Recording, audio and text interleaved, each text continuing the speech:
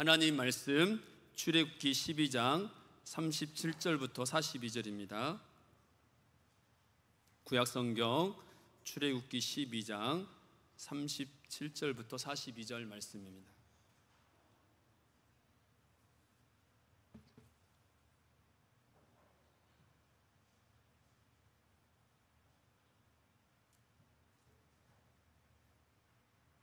구약성경 출애굽기 12장 37절부터 42절 말씀, 하나님의 말씀입니다.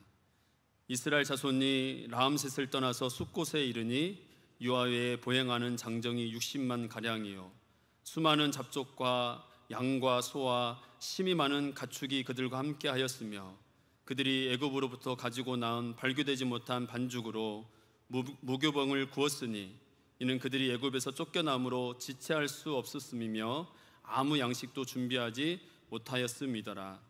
이스라엘 자손이 애굽에 거주한 지 430년이라 430년이 끝나는 그날에 여호와의 군대가 다 애굽 땅에서 나왔은즉 이 밤은 그들을 애굽 땅에서 인도하여 내심으로 말미암아 여호와 앞에 지킬 것이니 이는 여호와의 밤이라 이스라엘 자손이 다 대대로 지킬 것이니라. 아멘.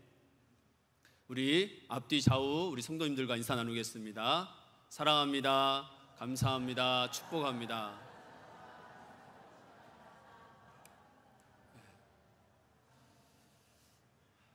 하나님은 여러분을 사랑하십니다. 하나님은 여러분을 있는 그대로 사랑하세요. 아멘입니까? 그런데 하나님은 여러분을 그대로 두시지는 않으세요. 왜냐하면 하나님께서는 우리를 향하여 예수 그리스도를 닮아가기를 원하십니다. 예수님의 성품을 닮아가면서 변화되기를 원하세요. 그런데 여러분, 사람이 잘 변합니까? 변하지 않습니까? 잘 변하는 것 같아요? 변하지 않는 것 같아요? 예배에 참석하고 봉사를 열심히 하는데 정작 내 성품과 인격이 잘 변하지 않는 것 같아요.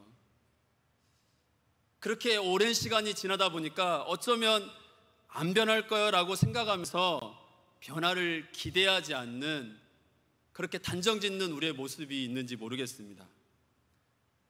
그러면 그렇지, 그 성격 못 버려, 그 성질 가지고 그대로 사는 거야, 이렇게 반응하면서 변할 거라고 기대하지 않으니까 결국에는 전혀 변화가 없는 모습만 가지고 살아가는 것 같습니다.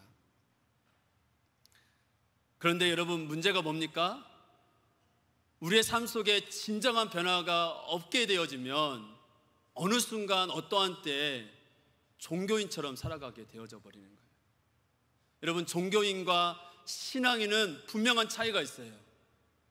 교회 안에서 드러나는 행동은 별 차이가 없지만 내면에는 엄청난 차이가 있는 것입니다.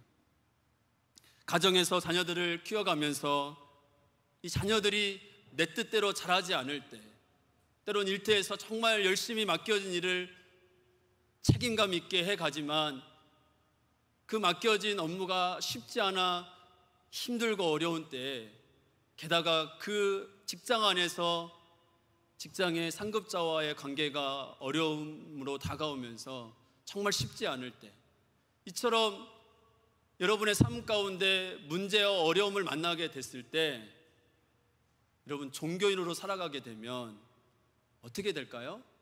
그 문제에 질질 끌려다니게 되고 그 문제 속에서 헤어나오지 못한 채 그렇게 살아버리는 게 되는 것입니다. 여러분, 그러나 신앙인으로 살아간다면 그런 문제가 다가올 때에 그냥 그 문제 속에 끌려다니는 인생이 아니라 하나님이 주시는 그 힘과 하나님이 주시는 그 마음으로 그 문제를 어떻게 다루어 가야 될지, 그 상황 속에서 어떻게 반응해야 될지 변화된 모습으로 그 문제들을 반응할 수 있게 되는 것입니다. 그렇기 때문에 우리는 정말 마음 가운데 다짐을 해야 돼요. 내가 변화되어져야 된다. 변화되어져야 된다. 이제는 변할 때가 되었다. 그렇다면 여러분, 진정한 변화를 이루기 위해서는 우리에게 중요한 세 가지 질문이 있습니다. 첫 번째는 하나님은 누구이신가? 하나님은 누구이신가? 그리고 두 번째는 하나님은 나를 위하여 무엇을 하셨는가? 그리고 세 번째 질문은 그렇다면 나는 하나님을 위해 어떻게 살 것인가? 입니다. 하나님은 누구이신가? 하나님은 나를 위해 무엇을 하셨는가? 그렇다면 나는 하나님을 위하여 어떻게 살 것인가? 여러분, 오늘 본문 속에서 이 질문들을 통해 하나님을 향한 나의 마음과 내 삶 가운데 거룩한 삶을 살고자 하는 이 진지함이 있을 때 조금은 더딜지 모르지만 여러분의 삶은 진정한 신앙인으로 작은 변화를 이뤄갈 거라고 믿습니다. 광야 같은 세상 속에서 세상에 끌려다니는 그런 가운데 세상의 영향으로 말미암아 변질되는 인생이 아니라 어떠한 세상 속에서도 참된 신앙인으로 작은 변화를 이루어가는 그 모습으로 살아가기 위하여 오늘 본문이 우리에게 무엇을 말씀하시는지 여러분 귀 기울이시면서 하나님이 여러분에게 주시는 그 음성을 들으시기 바랍니다. 첫 번째로 하나님은 누구이신가? 바로 하나님은 아무도 몰라도 우리를 아시고 보살펴 주시는 사랑의 하나님이십니다. 아무도 몰라도 하나님은 우리를 아시고 보살펴 주세요. 오늘 본문의 배경을 살펴보겠습니다. 애굽에 내려간 이 야곱의 가족이 불과 70명이었으나 430년의 세월 동안 이스라엘은 장정이 60만, 약 200만이 넘는 큰 민족이 되었습니다. 그러나 요셉을 알지 못하는 새 왕이 일어날 때부터 이스라엘에게는 시련과 고통이 있었어요.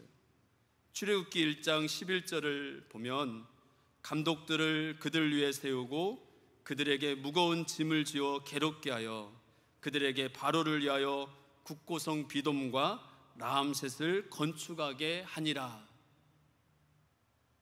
감독들을 그들 위에 세우고 그들에게 무거운 짐을 지어 괴롭게 하여 그들에게 바로를 위하여 국고성 비돔과 라암셋을 건축하게 하는 거예요. 이 건축하면서 때로는 이 벽돌을 굽는데 감독들이 제대로 된 재료를 주지 않고 똑같은 시간에 많은 벽돌을 구우라고 명령하면서 그렇게 하지 못할 때는 게으른 자라고 핍박하고 조롱하면서 더 괴롭게 하는 거예요. 그러면서 이 가혹한 이 애굽의 종살이에 의해 이스라엘 백성들은 점점 지쳐가고 있었습니다. 이 이스라엘 백성들이 극도로 어려운 시련을 당할 때에 그들 안에 어떤 마음이 들까요?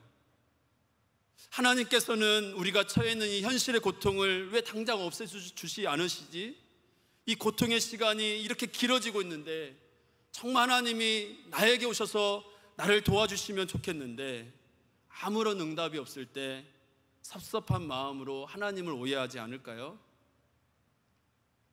광야 같은 세상 속에 이리 치이고 저리 치이고 이리 끌려다니고 저리 끌려다니면서 정말 그렇게 힘겨움 속에 살아갈 때 어떤 마음이 여러분에게 찾아옵니까?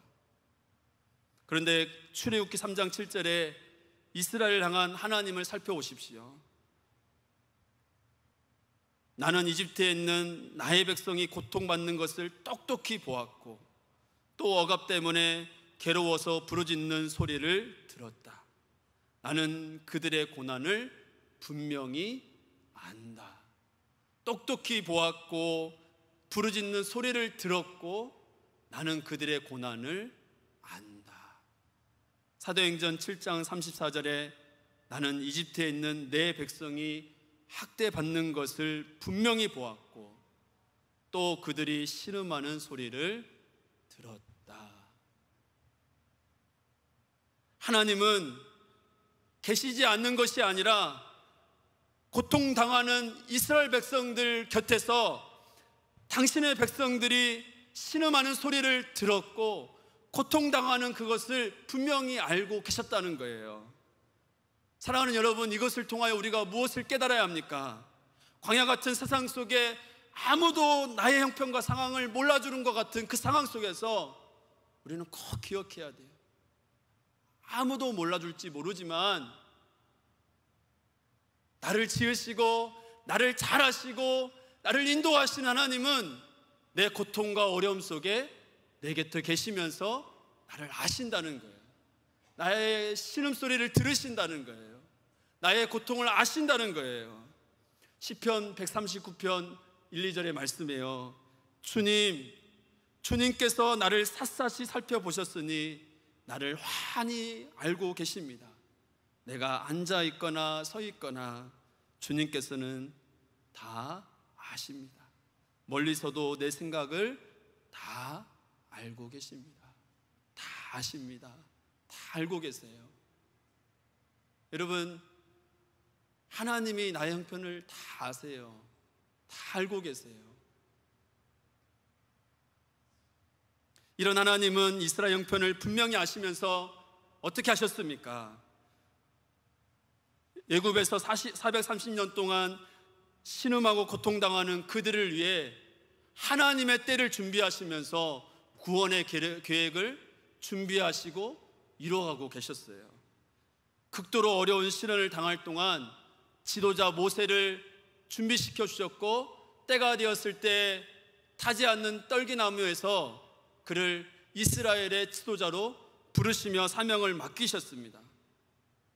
여러분, 우리의 삶 속에서도 이 하나님이 아시고 우리의 고통을 아시면서 우리의 인생 가운데 우리를 향한 하나님의 계획을 이루어 가신다는 것을 기억한다면 우리는 고난과 어려움 속에서 어떻게 해야 되겠습니까? 나를 둘러싸고 계신 그 하나님을 잊어버리는 것이 아니라 고난과 어려운 문제 속에서도 훨씬 나보다 지혜로우시고 나의 형편을 잘 아시는 하나님께서 나를 위한 그 계획을 이루어가고 계심을 기억하면서 잠잠히 하나님을 바라보면서 나아가야 될 것입니다. 하나님은 누구이십니까? 누구보다도 나를 잘 아시고 나의 고통을 들으시고 내 곁에서 항상 함께 하시는 사랑의 하나님이십니다. 두 번째로, 하나님은 우리를 위하여 무엇을 하셨습니까? 바로 우리 인생 가운데 예수 그리스도로 말미암아 내 인생에 영적 출애굽이 있게 하셨습니다. 예수 그리스도로 영적 출애굽이 있게 하셨다는 거예요. 오늘 모세가 애굽 왕 바로에게 이스라엘을 보내달라고 요청하지만 바로는 쉽게 이스라엘 백성을 보내지 않았습니다.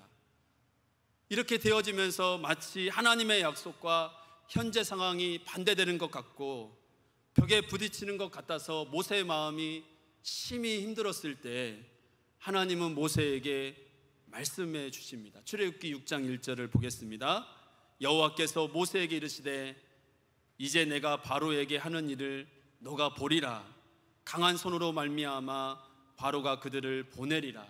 강한 손으로 말미암아 바로가 그들을 그의 땅에서 쫓아내리라. 강한 손으로 말미암아 바로가 그들을 그의 땅에서 보낸다고 말씀하고 있어요. 이스라엘 민족을 억압하던 이 바로의 힘은, 권력은 대단했어요. 어느 누구도 그 힘과 권력 앞에 꼼짝할 수 없었죠. 그 힘과 권력 앞에 평생 이렇게 살아야 하는가라고 생각할 만큼 어느 누구도 대항할 수 없었습니다. 그러나 아무리 바로의 손이 강한 손일지라도 더 강하신 하나님의 손이 있다는 것을 기억하십시오. 하나님의 그 더 강한 손으로 이스라엘을 구원하시려고 작정한 그 하나님의 계획은 바로가 막을 수 없었던 것입니다. 실제로 바로가 완전히 무릎을 꿇을 때까지 하나님은 10가지 재앙을 통하여서 이 바로가 하나님의 그 계획을 막지 못하도록 하셨던 것입니다. 결국 하나님께서는 예고하신 대로 마지막 재앙을 애굽 전역에 내리시면서 첫 태생, 곧 이 바로의 장자로부터 가축에 이르기까지 처음 태어난 모든 것을 죽게 하는 그 재앙을 내리셨어요. 그러나 어린 양의 피를 문설주에 바른 이스라엘 백성만은 그 재앙에 비켜나서 살 수 있었던 것입니다. 이 애굽의 모든 자들은 죽임을 당하지 않은 집이 하나도 없음을 바로가 보게 되자 바로는 무릎을 꿇고 항복하게 되었고, 이스라엘 백성들은 여러 물건들을 취하고 드디어 430년 동안 애굽에 종살이 했던 그곳에서 나오게 된 것입니다. 본문 출애굽기 12장 41절을 보십시오. 430년이 끝나는 그날에 여호와의 군대가 다 애굽 땅에서 나왔은즉, 430년이 끝나는 그날에 여호와의 군대가 다 애굽 땅에서 나왔다고 말씀하고 있어요. 여러분, 여기서 이 그날을 한번 우리가 생각해 보면 좋겠습니다. 출애굽기 3장 9절에서는 이 애굽의 바로의 압제 속에서 신음하여 고통하였던 이스라엘 백성들의 부르짖음이 있었지만, 그날은 어떤 날입니까? 바로 장자의 죽는 재앙으로 애굽에 울부짖는 신음하는 부르짖음이 있었던 날이 되는 것입니다. 어린 양의 피를 문설주에 바르라는 하나님의 말씀을 믿지 않고 거역한 자들은 큰 부르짖음과 같은 죽음의 날이었습니다. 그러나 그 말씀을 믿고 그렇게 말씀대로 순종하며 나아갔던 이스라엘 백성들은 생명이 살 수 있는 하나님의 은혜를 경험하였던 그 날입니다. 이렇게 하여서 이스라엘 백성들이 430년 동안 살았던 그 애굽에서 드디어 나오게 되었습니다. 그러나 마음이 변한 바로는 곧바로 군대를 이끌고 이스라엘을 추격해 왔을 때, 이스라엘 백성들 앞에 홍해가 가로막고 있는 그 가운데 이스라엘 백성들은 두렵고 정말 어떻게 해야 될지 모를 때, 하나님은 인간이 생각할 수 없는 방법으로 홍해를 갈라 이스라엘이 건너게 하셨던 것입니다. 출애굽기 14장 21절에 말씀합니다. 모세가 바다 위로 손을 내밀매 여호와께서 큰 동풍이 밤새도록 바닷물을 물러가게 하시니. 여러분, 이 홍해 사건을 잘 아실 거예요. 모세가 이 손을 내밀 때 여호와께서 바람을 부시며 이 홍해가 갈라지게 하신 것. 여러분, 그들 앞에 있었던 홍해가 하나님의 기적으로 말미암아 갈라지는 그 모습을 상상해 보십시오. 학자들이 말하기를 이 장정이 60만, 200만 가량이 되는 이스라엘 백성들이 하루 만에 홍해를 건너려면 얼마나 갈라지면 건널 수 있었을까요? 이 오합지졸인 이 이스라엘 백성들이 한꺼번에 그 홍해를 가르기 위해서는 수킬로가 갈라져야만이 건널 수 있다고 학자들은 말을 하고 있습니다. 그리고 그렇게 홍해가 갈라지고 난 다음에 이스라엘 백성들이 다 건너고 나서 이 이스라엘 백성들을 쫓아왔던 바로와 애굽의 군대는 어떻게 되었습니까? 겁없이 바다 가운데 이스라엘 백성들을 추격해 왔을 때 갈라졌던 물이 다시 흐르게 되면서 바로의 군사는 하나도 남김없이 그 홍해에서 다 죽게 되어져 버렸습니다. 똑같은 바닷길이었지만 이스라엘 백성들에게는 생명의 길이 되었고, 바로의 군대에는 죽음의 길이 되었던 그날입니다. 이로써 하나님은 자신의 영광을 드러내시며 하나님만이 세상을 주관하시는 참 하나님이신 것을 나타내 보이신 것입니다. 사도행전 13장 17절에 사도 바울은 고백합니다. 이 이스라엘 백성의 하나님이 우리 조상들을 택하시고 애굽 땅에서 나그네 된 그 백성을 높여 큰 권능으로 인도하여 내셨다고 말씀하셨어요. 큰 권능으로 인도하여 내신 하나님. 그날에 하나님의 그 전능하심으로 그 기적을 경험하였던 이스라엘 백성들은 여러분 어떠했겠습니까? 정말 말할 수 없는 하나님의 보호하심과 인도하심, 하나님의 그 이끄심 때문에 그 하나님의 능력과 그 하나님의 일하심에 압도당했을 거예요. 상상할 수 없는 그 일이 눈앞에 펼쳐졌어요.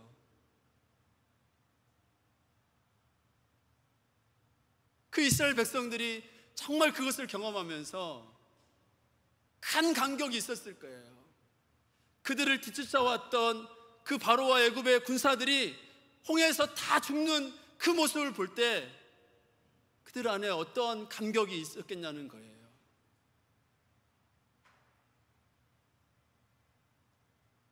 그런데 여러분, 그 이스라엘 백성들이 그렇게 압도당하며 감격스러웠던 그날은 그들에게만 있었던 것이 아니라 바로 저와 여러분에게도 있었다는 거죠. 바로 우리 인생에 출애굽이 있다는 것입니다. 여러분, 잘 생각해 보십시오. 우리에게도 애굽이 있지 않았습니까? 이스라엘 백성들에게 하나님이 누구신지 잘 알지 못하는 상태에 머물렀던 바로 그 애굽이 우리에게도 있었어요.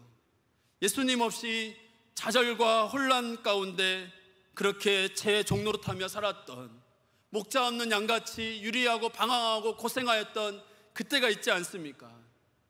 정말 소망도 없이, 삶의 목적도 없이 죄의 종노릇하며 노예처럼 이리 끌려다니고 저리 끌려다녔던 그러한 때가 여러분에게 있지 않습니까? 치열한 세상 속에서 정말 살아가고자 몸부림치는데 마음대로 되지 않으면서 자존감은 무너지고, 그렇게 그 삶 속에서 지긋지긋해하며 힘겨움 속에 살았던 그 애굽이 있지 않았습니까? 그런데 감사하게도 놀랍게도 이스라엘 백성들을 출애굽하셨던 그 전능하신 하나님께서 하나밖에 없는 아들 예수 그리스도를 이 땅에 보내시고 나를 위해, 우리를 위해 나의 죄값을 십자가에서 치르시면서 바로 우리를 구속하셨고 생명을 주셨던 것입니다. 이것에 대해 갈라디아서 5장 1절은 말씀합니다. 그리스도께서 우리를 해방시켜 주셔서 자유를 누리게 하셨습니다. 그러므로 굳게 서서 다시는 종살이의 멍에를 매지 마십시오. 우리 인생에 이 출애굽의 역사가 있었다는 거예요. 종노릇하였던 그 이전의 애굽의 삶이 있었는데 십자가 사건으로 예수 그리스도 때문에 우리를 해방시켜 주셔서 자유를 누리게 하셨어요. 다시는 종살이의 멍에를 매지 말아야 되는 것입니다. 우리의 인생 가운데 어느 순간 제가 깨달아지기 시작하고 내가 얼마나 무력한 존재인가, 영적으로 얼마나 파산 상태였던 나인가를 알게 되면서 정말 이 죄가 깨달아지면서 어찌할 수 없는 나의 모습 속에 나를 위해 십자가에 죽으신 그 예수님의 그 놀라운 십자가 사건을 경험하면서 예수의 피를 믿음으로 말미암아 우리는 새로운 생명을 얻게 된 것입니다. 그 사실을 우리가 믿음으로 말미암아 재앙과 심판이 아니라 바로 하나님의 사랑을 경험하기 시작할 수 있었던 것입니다. 바로 오늘 본문 속에 이스라엘 백성들에게 있었던 그날, 그 여호와의 밤이 바로 우리 인생 속에서도 우리 인생의 출애굽의 사건으로 있었다는 것을 여러분 기억하셔야 돼요. 하나님은 나를 위해 무엇을 하셨는가? 바로 내 인생 가운데 출애굽의 인생이 되도록 내 인생 속에 일하신 그 하나님을 기억할 수 있어야 됩니다. 세 번째로, 그렇다면 나는 어떻게 살아야 할 것인가? 바로 광야 같은 세상에서 영적인 신분의식을 회복하며 살아야 되는 것입니다. 바로 그날을 경험하였던 이스라엘 백성들, 압도당하는 하나님의 능력과 기적을 경험하였던 이스라엘 백성들과 모세는 출애굽기 15장에 그 위대하신 하나님을 찬양하기 시작했어요. 15장 2절에 여호와는 나의 힘이요 노래시며 나의 구원이시로다. 15장 6절에 여호와여 주의 오른손이 권능으로 영광을 나타내시니이다. 여호와여 주의 오른손이 원수를 부수시니이다. 18절에 다 같이 여호와께서 영원무궁하시도록 다스리시리도다 하였도다. 아멘. 이렇게 모세와 이스라엘 백성들은 그 압도당하였던 그날, 감당할 수 없었던 그 하나님의 능력을 경험했던 그날 이후로 그렇게 하나님을 찬양하며 높여들었던 거예요. 그런데 문제가 뭡니까? 며칠 지나지 않아 그들 앞에는 놓여진 게 광야였어요. 광야. 눈앞에 어려움에 닥치게 되면서 그렇게 하나님을 찬양하고 높였던, 그들 가운데 베푸신 그 하나님의 능력과 은혜를 감사하면서 그렇게 높였던 그들이 그 어려움에 맞닥뜨리게 되면서 어떻게 하게 됩니까? 그 백성들은 하나님이 약속하신 땅에서 자유를 누리며 나아가야 되는데 그만 안타깝게도 그 자유를 내팽개치고 다시 애굽의 노예 생활로 돌아가기를 원했어요. 출애굽기 16장 2절을 다 같이 읽겠습니다. 이스라엘 자손 온 회중이 그 광야에서 모세와 아론을 원망하여 이스라엘 자손이 그들에게 이르되 우리가 애굽 땅에서 고기 가마 곁에 앉아 있던 때와 떡을 배불리 먹던 때에 여호와의 손에 죽었더라면 좋았을 것을 너희가 이 광야로 우리를 인도하여 내어 이 온 회중이 주려 죽게 하는도다. 여러분, 지금 이스라엘 백성들이 어떤 그 내용으로 지금 이야기하는지 잘 생각해 보십시오. 다시 애굽으로 돌아가겠다는 거예요. 그 배고픔 때문에 다시 애굽으로 돌아가고 싶다는 거예요. 여러분, 애굽은 어떤 곳입니까? 430년 동안 종살이했던 그곳 아닙니까? 그런데 그들 앞에 닥친 어려움 때문에 다시 돌아가고 싶다는 거예요. 여러분에게 한번 질문해 보겠습니다. 여러분, 노예 생활이 좋습니까? 자유가 좋습니까? 또 하나 묻겠습니다. 고기와 떡이 있는 애굽이 좋습니까? 배고픈 광야가 좋습니까?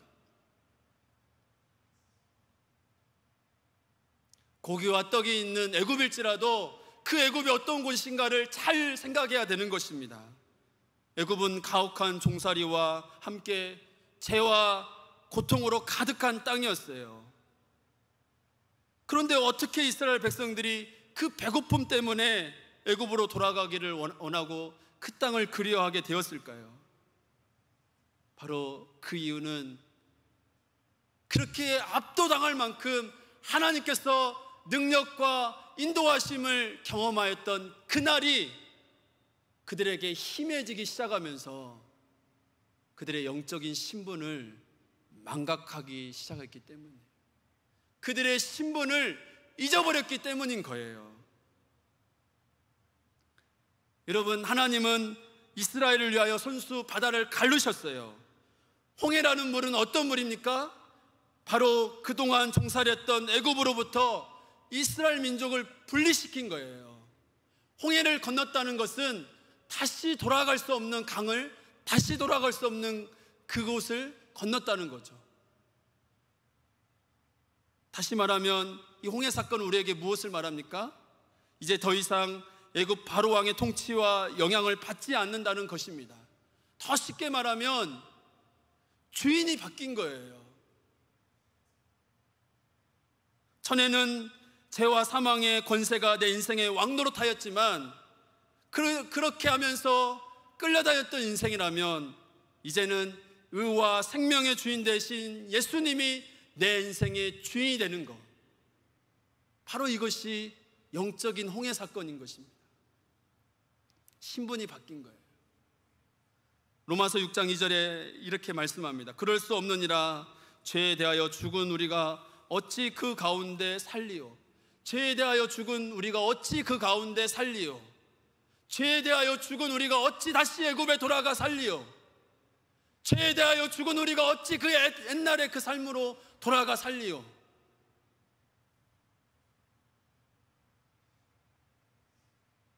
에베소서 4장 22절 24절에 말씀합니다.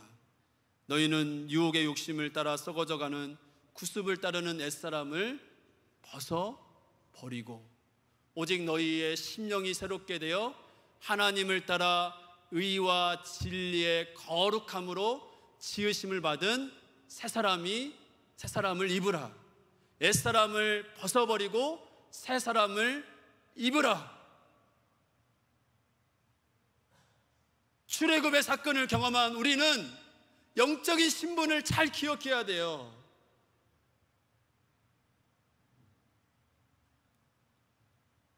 여러분, 우리 삶 가운데 지난 옛사람 속에 있었던 것들을 다 버리셔야 됩니다.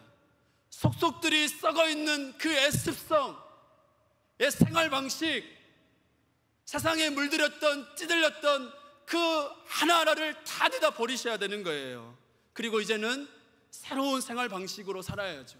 갈라디아서 2장 20절 말씀을 찬양대가 읽었잖아요. 그런즉 이제는 내가 산 것이 아니요 내 안에 계신 그리스도께서 사신 것이라. 내가 육체 가운데 사는 것은 나를 사랑하사 나를 위하여 자기 몸을 버리신 그리스도를 믿는 믿음 안에서 사는 것이다.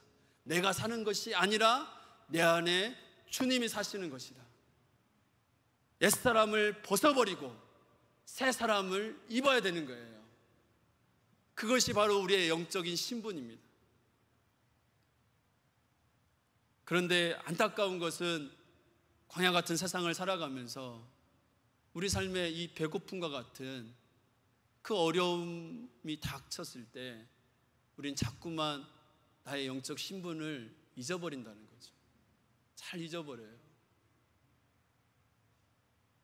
그렇기 때문에 하나님은 출애굽기 12장 42절에 말씀하셨어요.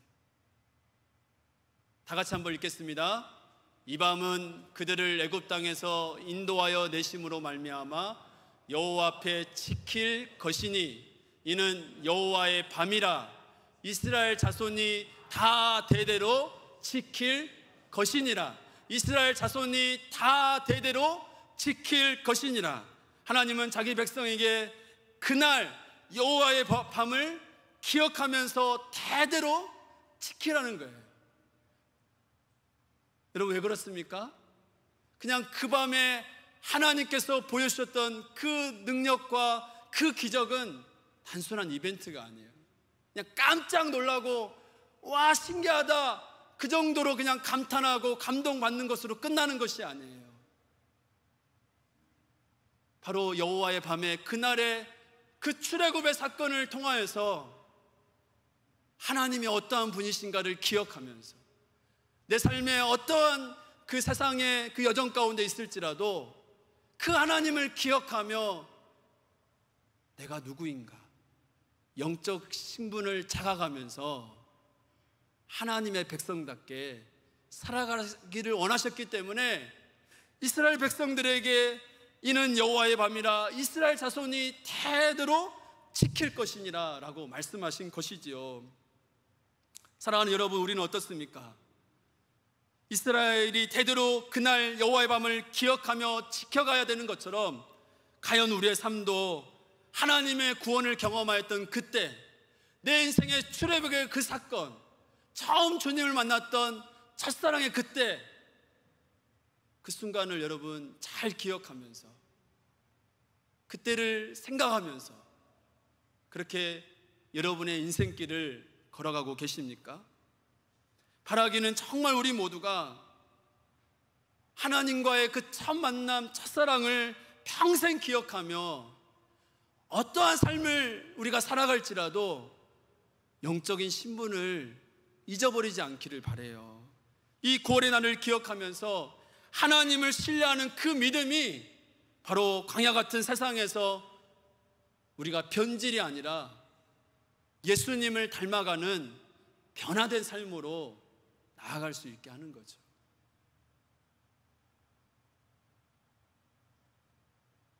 안 돼, 어쩔 수 없어, 또 그러지 그러면서 변화된 삶에 대하여 살 수 없다고, 변화될 수 없다고 단정 짓기보다 그날을 기억하고 그날을 기념하고 그날에 하나님이 어떠한 분이시고 하나님이 나를 위하여 무엇을 하셨는지를 기억하고 기념하고 생각하면서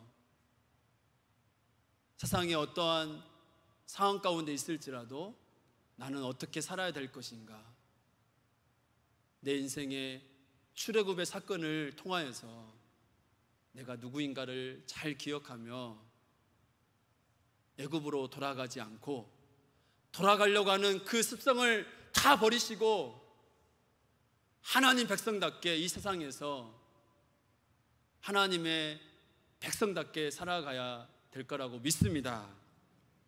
말씀을 마무리하겠습니다. 사랑하는 성도 여러분, 우리에게는 그날이 있어요. 여호와의 밤이 있어요. 아멘입니까? 여러분, 그 감격이 있잖아요. 정말 죄인이었던 나를 위해 아무런 조건 없이 죽기까지 나를 사랑하셨던 그 예수님의 사랑이 내 안에 느껴지고 경험되어질 때 가슴 벅차지 않았습니까? 어떻게 살아야 될까 그렇게 고민했던 그때, 그 사랑을 내가 받았는데 그럼 나는 어떻게 살아야지? 내가 받은 그 사랑을 어떻게 갚아가며 살아가야지? 그렇게 감격했던 그때, 그날이 우리에게 있습니다.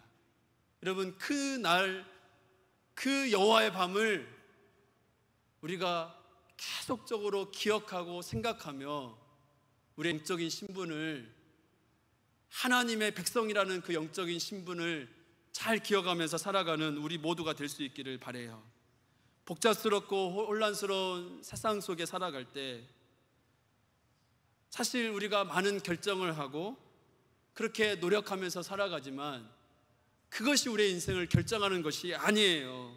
우리의 인생의 그날 여호와의 밤에 우리가 경험하였던 전능하신 하나님의 보호하심과 인도하심이 내 인생을 결정하는 거예요. 내 인생이 그 하나님께 달려있는 거예요. 그렇기 때문에 그날을 기억하고 영적 신분의식을 회복하면서 매일매일 날마다 하나님의 말씀에서 떠나지 않고 나의 삶을 인도하신 그 흔적을 찾아가면서 이 땅에서 아름답게 주님을 닮아가는, 변화되어져 가는 한 분 한 분의 삶이 되기를 간절히 바랍니다. 한 가정이 같이 모였을 때에도 그날을 같이 나누는 거예요. 너 인생 가운데 출애굽의 사건은 언제였는지 같이 나누는 거죠. 정말 하나님이 인도하시고 이끄셨던 그 흔적에 대해서, 그 경험에 대해서 같이 나누면서 앞으로 살아갈 그 삶을 어떻게 살아가야 될지 같이 나누고 격려하고 위로하면서, 그렇게 모든 가족들이, 모든 성도들이 하나님을 기쁘시게 하는 삶이 될 수 있기를 주님의 이름으로 축복합니다.